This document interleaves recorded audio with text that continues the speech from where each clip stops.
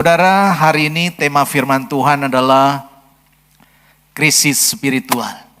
Sebagaimana yang kita lihat tadi, ya di dalam tadi Voice of Pentecost, suara Pentakosta, salah satu tanda akhir zaman adalah terjadinya yang namanya krisis spiritual. Ya. Terjadi krisis spiritual di seluruh dunia. Tapi saya berdoa krisis ini tidak sampai melanda jemaat GBI HOK. Amin saudara. Saudara, kita baru menghadapi yang namanya krisis ekonomi, krisis sosial oleh karena terjadinya krisis kesehatan, yaitu dengan adanya coronavirus. Adanya corona di tahun 2020, 2021 dan puji Tuhan saudara, corona sudah berlalu.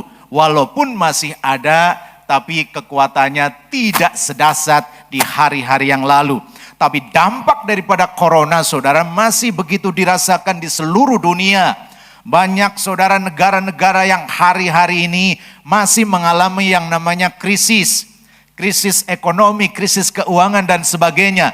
Bahkan Bapak Presiden kita, Menteri Keuangan kita, Menteri Ekonomi saudara mengatakan bahwa tahun 2023 nanti akan terjadi masa yang gelap gulita.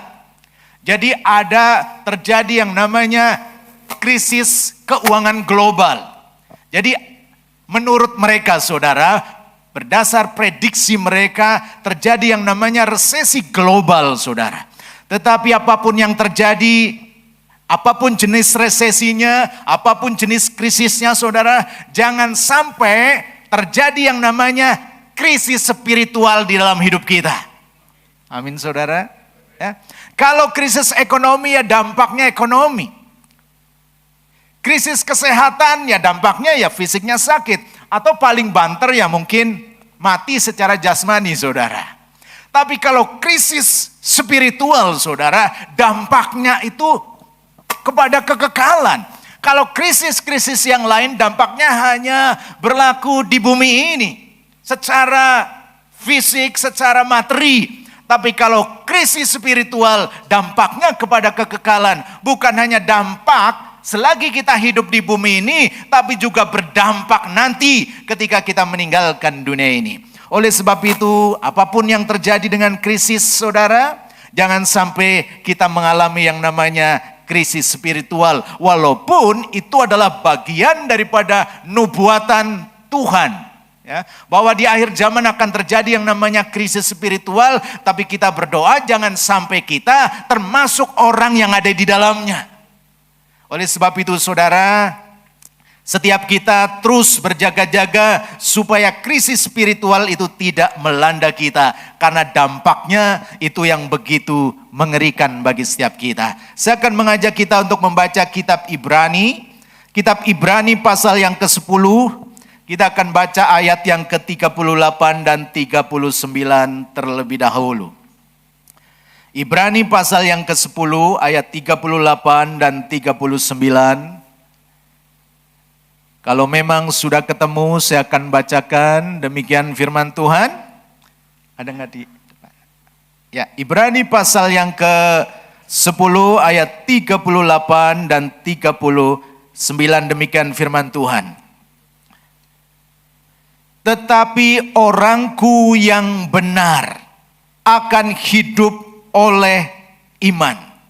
Orang benar itu akan hidup oleh iman. Tetapi kalimat berikutnya, dan apabila ia mengundurkan diri, garis bawahi saudara sekalian yang dikasih oleh Tuhan di sini dikatakan orang benar pun, kalau kita lihat kalimat ini, itu bisa terjadi yang namanya krisis rohani, krisis spiritual. Di sini dikatakan apabila ia mengundurkan diri. Walaupun orang benar itu bisa mengundurkan diri saudara. Rohaninya mundur, mengundurkan diri dari Tuhan. Atau melepaskan imannya, meninggalkan imannya. Dan dampaknya apa di situ saudara? Di situ dikatakan apabila ia mengundurkan diri maka kata Tuhan aku tidak berkenan kepadanya. Saudara, kemarin terjadi krisis. Dan ternyata dampaknya juga ada kepada gereja. Ada orang-orang yang akhirnya mengundurkan diri daripada gereja. Dengan berbagai macam alasan. Mengundurkan diri dari Yesus. Saudara, kalau kita mengundurkan diri dari perusahaan, ketika kita mungkin sebagai karyawan, sebagai pekerja, mengundurkan diri dari perusahaan, dampaknya paling gak dapat gaji lagi. Tetapi ketika seseorang mengundurkan diri dari Tuhan, berarti dia mengalami yang namanya krisis spiritual, saudara. Ini dampaknya luar biasa. Kenapa? Karena Tuhan itulah yang memiliki dunia ini. Dialah sumber segala sumber berkat dalam hidup kita. Sumber kehidupan kita, sumber nafas kita. Nah, kalau orang mengundurkan diri dari Tuhan, ini namanya krisis spiritual, saudara. Maka Tuhan sendiri mengatakan, aku tidak berkenan. Kalau orang sudah enggak berkenan di hadapan Tuhan, saudara, yang menerima cuma satu, yaitu iblis. Ya. Kalau enggak berkenan di satu orang, orang lain masih bisa berkenan. Oleh sebab itu saudara, kita harus terus berjaga-jaga, kita harus terus berjuang, berdoa, supaya kita tidak mengalami yang namanya krisis rohani dalam hidup kita. Saudara, kalau gereja Pak Niko tahun 2022 adalah tahun paradigma yang baru. Tetapi secara sinodal, secara sinode, tahun 2022 adalah tahun kesehatan rohani. Artinya rohani kita supaya tetap sehat, tidak mengalami sakit rohani, tidak mengalami krisis yang namanya krisis rohani. Itu dampak yang pertama, saudara. Nah, kita akan baca ayat berikutnya. Tetapi kita bukanlah orang-orang yang mengundurkan diri dan, apa saudara? Binasa. Inilah dampak ketika orang mengalami krisis spiritual. Yang pertama, dia tidak berkenan. Dan kalau krisisnya enggak diperbaiki, enggak diatasi, dampak yang paling mengerikan adalah binasa. Kalau krisis jasmani, dampaknya mati jasmani. Tapi kalau krisis rohani, dampaknya mati rohani. Nah, kalau orang mati rohani kemudian enggak diatasi, dampaknya apa? Mati kekal. Saudara, kematian itu kan ada 3 jenis, 3 macam. Ada mati jasmani, artinya pisahnya tubuh ini dengan roh kita, dengan jiwa kita. Tubuh dikubur, jiwa roh kembali berada dalam tempat khusus.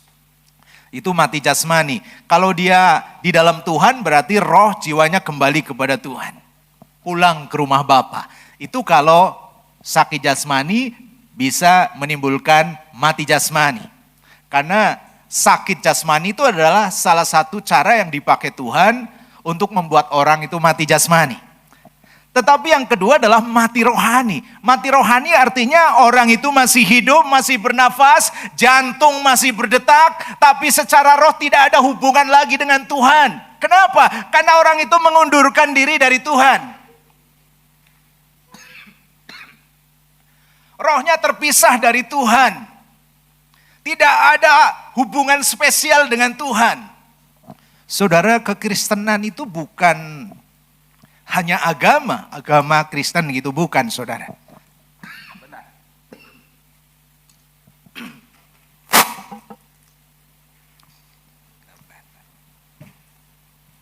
Tusuknya ketinggalan. Maaf saudara. Sorry. Ya, terima kasih.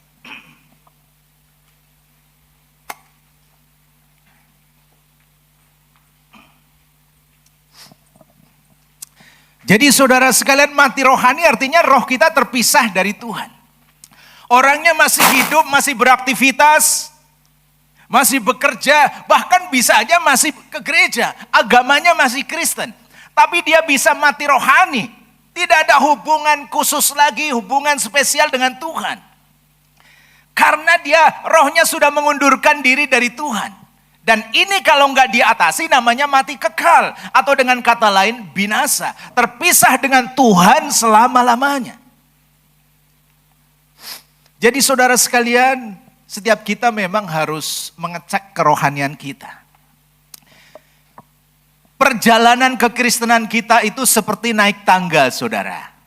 Ya. Dari anak tangga pertama, terus naik anak tangga kedua, naik anak tangga ketiga, terus naik. Semakin hari kita semakin kenal Yesus, semakin hari kita semakin dikenal oleh Yesus. Itu yang seharusnya terjadi dalam hidup kita. Semakin hari kita semakin menyerupai Tuhan Yesus sendiri. Seperti naik anak tangga. Saudara, saya mau bertanya kepada Bapak Ibu Saudara sekalian. Kita sudah sampai tangga yang keberapa dalam perjalanan iman Kristen kita?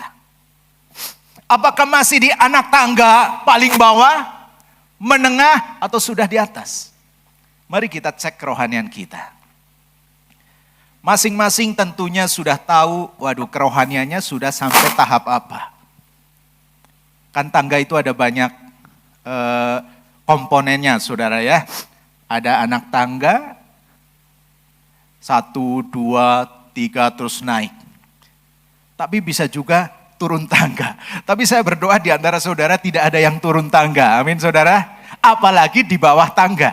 Kalau di bawah tangga namanya apa saudara? Biasanya kamar mandi. Toilet saudara ya. Sekarang kan banyak orang membangun tangga. Di bawahnya dikasih toilet. Ada yang rumahnya gitu. Nah jangan sampai kita menjadi orang Kristen yang malah di bawah tangga. Bukan naik tangga tapi turun tangga, bahkan sembunyi di bawah tangga. Artinya dia lagi nongkrong, lagi santai di bawah tangga saudara. Maaf, di toilet mungkin sambil buang air besar, mungkin malah celaka lagi sambil apa? Tapi di sini tidak ada, amin. Ya, sekarang banyak orang, ya di sini nggak ada saudara, tapi di sana ada saudara ya. Orang Kristen yang lagi di bawah tangga, artinya dia sedang menikmati. Kalau di bawah tangga di toilet kan biasanya orang santai sambil duduk saudara. Apalagi kalau itunya apa namanya saudara? Jongkok, bukan jongkok, yang duduk saudara ya. Lebih santai lagi. Sekarang banyak orang Kristen bawah tangga saudara ya. Dia lagi menikmati hidupnya hari Minggu yang seharusnya pergi beribadah. Tapi dia mungkin asik nongkrong di rumah saudara. Santai, mungkin lebih asik menikmati televisi. Mungkin lebih asik jalan-jalan. Mungkin lebih asik-asik yang lain. Tidak lagi beribadah dengan berbagai alasan. Ini namanya orang Kristen bawah tangga saudara, tapi di sini tidak ada, amin. Orang yang hadir di sini adalah orang yang terus lagi naik tangga. Amin saudara. Coba katakan kepada kanan kiri, mari kita terus naik tangga. Ayo katakan dengan tegas saudara ya. Jangan sampai saudara kita turun tangga, apalagi di bawah tangga. Kalau sampai kita turun tangga dan di bawah tangga, berarti kita sudah sampai tahap di mana kita sedang menghadapi yang namanya krisis rohani. Saudara, kalau udah krisis rohani itu harus diperbaiki, harus diatasi. Nah, bagaimana kita mengatasi krisis rohani? Kita akan belajar dari Daud, saudara. Kita akan baca dari kitab Mazmur pasal yang ke-51. Mazmur 51 ayat 10 dan 11. Nah, ini adalah cara di mana Daud mengatasi yang namanya krisis spiritual. Ingat saudara, Daud walaupun sebagai pribadi yang Tuhan sendiri mengatakan pribadi yang berkenan di hatiku. Daud juga pernah mengalami kejatuhan yang paling dalam, dia mengalami krisis spiritual. Tetapi yang menarik saudara, Daud mengalami krisis spiritual bukan pada saat dia masih muda. Bukan pada saat dia miskin, bukan pada saat dia kekurangan, bukan pada saat dia hidupnya penuh dengan perjuangan dan pergumulan, bukan pada saat dia sedang dikejar-kejar oleh musuh. Tetapi Daud justru mengalami krisis spiritual ketika hidupnya dalam keadaan nyaman dan mapan. Saudara sekalian, Daud justru jatuh. rohaninya jatuh, rohaninya hancur. Ketika segalanya itu sudah ada. Dia sudah menjadi orang nomor satu di Israel karena dia adalah seorang raja. Dia sudah menjadi seorang yang memiliki tahta, memiliki harta. Bahkan termasuk istrinya juga lebih dari satu, saudara. Tapi disitulah justru Daud itu mengalami yang namanya krisis spiritual. Ketika pergantian musim saudara, raja-raja pada saat itu berperang. Untuk apa? Memperluas wilayah. Menduduki wilayah yang Tuhan berikan sebenarnya kepada Israel. Tapi saat itu Daud malah santai. Dia hanya nyuruh anak buahnya saja, jenderalnya, untuk pergi berperang. Dia menikmati kenyamanannya, menikmati keamanannya. Tapi justru disitulah dia mengalami kejatuhan yang paling jatuh. Ingat saudara, serohani-rohaninya orang itu tetap bisa jatuh kalau dia lengah. Daud adalah orang yang boleh dikatakan dia adalah giant killer. Dia seorang pembunuh raksasa. Dia menang melawan Goliat.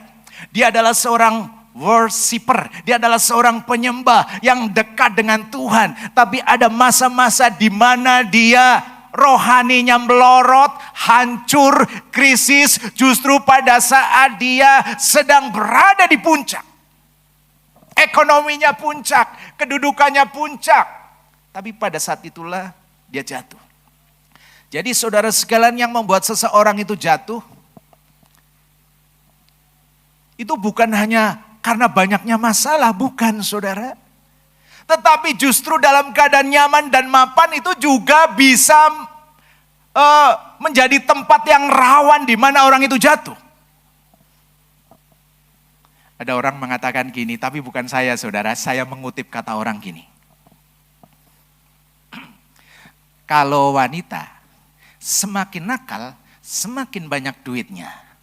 Tapi kalau laki-laki, semakin banyak duitnya, semakin nakal. Gak tahu saudara.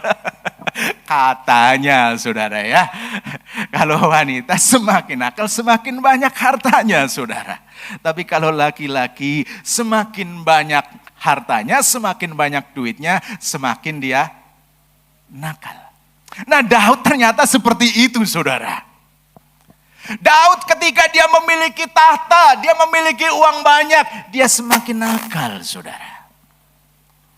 Dia mau menikmati kehidupan yang aman, nyaman, santai. Ketika dia santai ya, habis berbaringan, yang lain lagi pada sibuk berperang. Dia santai, dia jalan-jalan di atas sotoh pada saat itulah. Ya, dia melihat sesuatu yang bagi laki-laki tadi luar biasa. Itulah awal daripada kejatuhan Daud. Daud mengalami yang namanya krisis spiritual. Dia bukan saja mengambil istri orang, tetapi dia juga membunuh suaminya. Dengan yang namanya pembunuhan berencana, saudara. Maaf saudara, mungkin yang sedang viral sekarang mungkin belajar dari Daud saudara ya. Bikin rekayasa. Ya. Jadi Daud bikin rekayasa bagaimana agar suami dari Betseba yang dia cintai itu mati. Dia bikin rekayasa sedemikian rupa. Suaminya namanya Uria. Bagaimana agar Uria itu cepat mati lalu istrinya cepat diambil. Dan rekayasanya berjalan dengan lancar. Dan anehnya saudara, Daud tidak merasa berdosa. Itulah krisis yang sebenarnya paling mengerikan saudara. Hidup dalam dosa tapi tidak merasa berdosa. Hidup dalam kejatuhan tapi dia sendiri tidak merasa jatuh. Itulah Daud pernah mengalami seperti itu. Sampai pada titik di mana Nabi Nathan datang kepada dia dan langsung menegur empat mata. Disitulah Daud sadar, Daud bertobat. Dan pertobatannya saudara ditulis dalam Mazmur 51 ini. Ini adalah pertobatan Daud dari dosa itu. Dan kita akan baca 2 ayat dari Mazmur 51 ini, di mana Daud mengatakan demikian, Ayat 10 dan 11. Jadikanlah hatiku tahir ya Allah, dan perbaharuilah batinku dengan roh yang teguh. Janganlah membuang aku dari hadapan-Mu, dan janganlah mengambil roh-Mu yang kudus daripadaku. Akhirnya Daud sadar. Ketika ditegur oleh yang Nabi Nathan, dia langsung tahu betapa mengerikannya ketika dia harus terpisah dengan Allah. Betapa mengerikannya ketika dia ditinggal oleh roh Allah sendiri.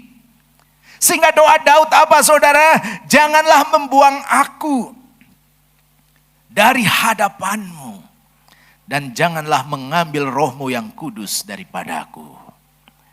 Saudara, hal yang paling mengerikan adalah ketika kita dibuang sama Tuhan, terpisah dengan Tuhan selama-lamanya. Ketika Roh Kudus tidak lagi bekerja dalam hidup kita. Saudara, Roh Kudus itu adalah anugerah terbesar yang Tuhan berikan kepada gerejanya. Itu Roh Kudus. Anugerah terbesar yang Tuhan berikan kepada dunia adalah Yesus Kristus. Menjadi juru selamat dunia. Tetapi anugerah terbesar yang Tuhan berikan kepada gerejanya adalah Roh Kudus. Untuk menjadi tinggal atau menjadikan tubuh ini sebagai tempat tinggalnya, sebagai baitnya. Karena dengan Roh Kudus hadir dalam hidup kita, ada kuasa dalam hidup kita. Kita punya teman, kita punya sahabat, kita punya penghibur, kita punya penuntun, kita punya penolong saudara dalam hidup kita. Dimanapun kita ada, kemanapun kita melangkah, Roh Kudus hadir siap menolong kita. Nah kalau roh itu sudah diem saudara, itu sebenarnya keadaan yang paling mengerikan. Ya. Seperti Daud saudara, sehingga dia katakan memang konteks Roh Kudus perjanjian lama sama perjanjian baru itu beda. Kalau perjanjian lama itu Roh Kudus bisa pergi. Ya, jadi masuk dalam diri seseorang, kalau orang itu taat terus ngikuti Tuhan, Roh Kudus terus hadir dan menuntun. Tapi orang itu kalau nggak taat sama Tuhan, Roh Kudus pergi seperti kasus Saul. Tapi dalam konteks perjanjian baru, Roh Kudus memang hadir, menjadikan tubuh ini menjadi milik Roh Kudus. Tapi Roh Kudus itu bisa diem saudara, tidak berkarya dan tidak bekerja. Kalau Roh Kudus terus didukacitakan, kalau Roh Kudus terus dipadamkan, ketika dia menuntun kita tidak mau, kita mengeraskan hati kita, maka Roh Kudus itu diam. Nah kalau Roh Kudus sampai pada titik diam, sebenarnya itu adalah keadaan yang paling mengerikan dalam hidup kita. Itu yang namanya krisis spiritual. Oleh sebab itu saudara sekalian, hari ini pesan firman Tuhan adalah memang krisis yang lain rasanya nggak bisa dibendung saudara. Ekonomi, mungkin juga politik, nanti tahun-tahun depan adalah tahun politik, mungkin bisa terjadi yang namanya krisis politik. Mungkin juga ada krisis ekonomi lebih lagi, tetapi apapun jenis krisis yang terjadi itu, jangan sampai kita mengalami yang namanya krisis spiritual. Sebab tadi saudara, krisis spiritual dampaknya mengerikan. Krisis rohani dampaknya mati rohani. Kalau tidak diatasi, mati kekal. Dengan kata lain binasa. Oleh sebab itu di tengah keadaan dunia ini betapa pentingnya kita terus membangun hubungan kita dengan Tuhan. Iman kita terus dibangun. Karena iman itu seperti tumbuhan ya, yang bisa bertumbuh. Semakin hari semakin kuat, semakin hari semakin besar. Jadi ada iman kecil, ada iman yang besar, ada iman yang sangat besar. Iman itu bertumbuh. Bagaimana iman bertumbuh? Alkitab mengatakan iman timbul dari pendengaran akan firman Tuhan. Jadi betapa pentingnya saudara sesibuk apapun, sempatkan untuk terus dengar dan renungkan firman Tuhan. Agar kita tidak mengalami krisis. Ingat yang namanya krisis spiritual bisa terjadi dalam kondisi apapun. Bahkan dalam keadaan nyaman dan aman. Itu bisa terjadi. Kalau orang di luar Tuhan mungkin mereka krisis rohaninya pada saat susah menderita saudara. Tapi kalau di dalam Tuhan justru seringkali krisis rohani terjadi ketika dalam keadaan aman dan nyaman ya. Ketika semuanya sudah tercukupi biasanya merasa santai tidak lagi mau bergantung sama Tuhan. Hati-hati saudara. Hidup kita tidak bisa lepas dari kebergantungan kita kepada Tuhan. Hanya ketika kita terus membangun hubungan dengan Tuhan, dengar apa kata Tuhan, banyak bicara sama Tuhan, maka krisis rohani tidak akan melanda hidup kita. Rohani kita akan terjaga dan semakin hari kita akan semakin dikenal dan semakin mengenal Tuhan. Saudara, apa yang ditulis Alkitab boleh menjadi pelajaran. Saul mengalami krisis rohani ketika dia sudah jadi raja. Daud mengalami krisis rohani ketika dia sudah semuanya mapan, tapi puji Tuhan Daud bertobat. Kalau Saul nggak bertobat. Salomo mengalami krisis rohani ketika dia dinyatakan sebagai orang yang paling berhikmat, paling kaya, tapi sayang juga dia adalah orang yang paling banyak istrinya. Krisis rohani saudara. Sehingga mengalami kebangkrutan dan kehancuran dalam hidup Salomo. Tapi puji Tuhan Salomo pun akhirnya bertobat. Jadi saudara, mari kita jaga rohani kita. Kalau ada mungkin yang sedang mengalami krisis rohani, kita pun boleh belajar dari Daud. Saya akan kembali bacakan apa yang dikatakan Daud, bagaimana kita dipulihkan dari krisis rohani. Kita harus datang kepada Tuhan dan katakan di situ, jadikanlah hatiku tahir ya Allah, dan perbaharuilah batinku dengan roh yang teguh. Janganlah membuang aku dari hadapanmu, dan janganlah mengambil rohmu yang kudus daripadaku. Tuhan kita adalah Tuhan yang penuh kasih. Dia siap memperbaharui batin kita, roh kita, dan mengembalikan kehidupan rohani kita sehingga hubungan kita dengan Tuhan kembali harmonis. Rohani kita kembali sehat. Tuhan Yesus memberkati. Haleluya.